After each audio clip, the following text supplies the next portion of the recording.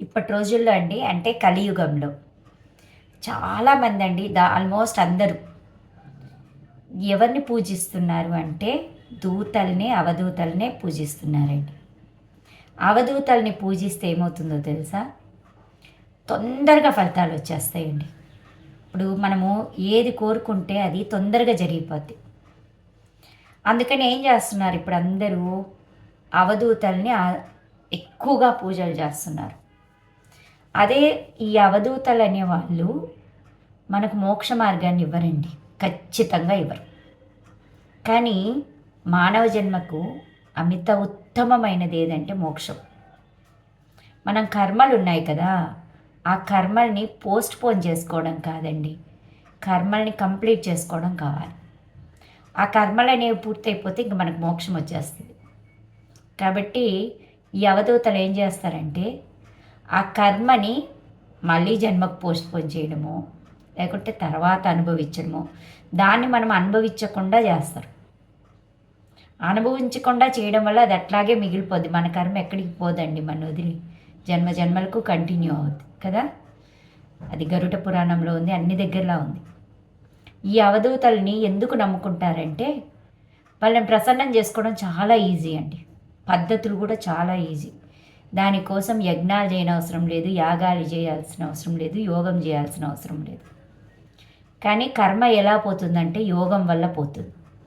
యోగం అంటే ఆ కర్మని అనుభవించడము, ఆ కర్మకు ప్రతిఫలాల్ని చెల్లించడము, కర్మ విమోచనానికి దారులు. మనం దాన్ని తప్పించుకుంటే అది ఇంకొక దానికి దారితీస్తుంది. కాబట్టి నిజమైన నిజమైన యోధులండి ఈ అవధూతల్ని నమ్మరు.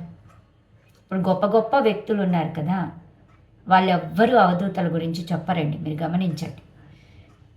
ఎవ్వరూ గొప్ప వ్యక్తులు అంటే మంచి జ్ఞానులు అవధూతల గురించి చెప్పరు, భగవంతుడి గురించి చెప్తారు.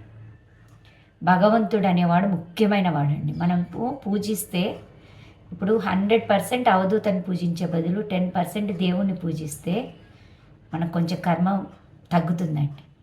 ఇది కష్టం. భగవంతుడిని పూజించడము, నియమాలు నిష్టలు కష్టమని అవధూతల దగ్గరికి వెళ్ళిపోతున్నారు. ఆ అవధూతల వల్ల మన కర్మ విమోచనం జరగదండి, మోక్షం రాదు. మనకేం కావాలి? జన్మ జన్మల నుంచి మోక్షం కావాలి, అది ముఖ్యమైనది. ఇదే నా నా ఆలోచన అండి ఇది.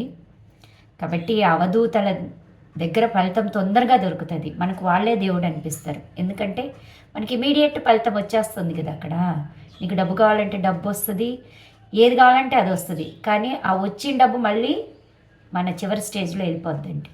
మనము కర్మని అప్పటికి పోస్ట్పోన్ చేసుకుంటాం. మనం దండం పెట్టుకున్న రోజులే అవధూతలు. మనం దండం పెట్టడం మానేస్తే మన కర్మ మన మళ్ళీ చుట్టేసుకుంటుంది. కాబట్టి భగవంతుడిని నమ్ముకున్నవాడు ఎప్పటికీ చెడిపోడండి.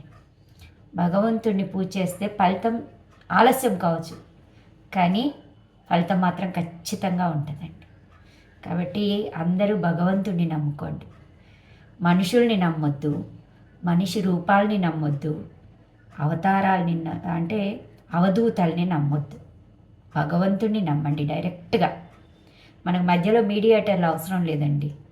భగవంతుడు మనవాడు కావాలి, పూజారి మనవాడు కానవసరం లేదు. పూజారికి మనం మస్కాలు కొట్టాల్సిన అంత అవసరమే లేదు. మనం ఎవరికి మస్కా కొట్టాలి? భగవంతుడికే కొట్టాలి.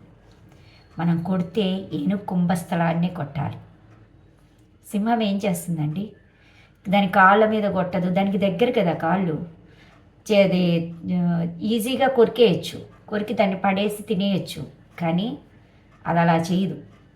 ఎగిరి గంతేసి కష్టపడి కుంభస్థలానికి చేరుకొని ఆ కుంభస్థలం మీద పంజాతో కొడుతుంది. అదండి దెబ్బ అంటే, అదండి దారంటే. అది శ్రమ. శ్రమ లేనిది ఫలితం ఉండదు. శ్రమ లేకుండా ఫలితం వచ్చిందంటే అది ఫలితమే కాదు. అర్థమైందా?